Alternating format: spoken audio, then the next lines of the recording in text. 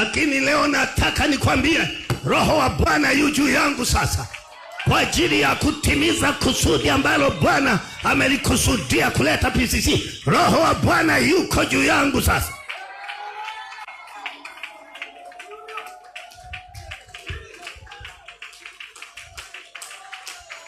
Injili lazima ihubiriwe, na hatuhitaji ridhaa ya mtu yeyote.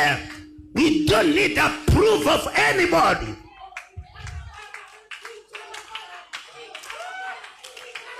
Yani hatuhitaji kumwomba mtu ruhusa kwamba tunaomba tuhubiri. No.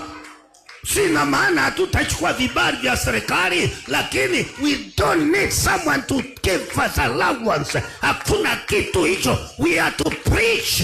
Tumeagizwa na mbingu. Yesu alipofufuka akasema, nimepewa mamlaka yote ya mbinguni na duniani. Akasema, nendeni. Tutakwenda kwa gharama yoyote. Tutakwenda kama ni kwa mauti yetu. Tutakwenda kama ni kwa kuishi kwetu. Tutakwenda na mali zetu. Tutakwenda na watoto wetu. Tutakwenda na wazee wetu. Tutakwenda na ng'ombe zetu. Hatutamwachia shetani hata ukwato.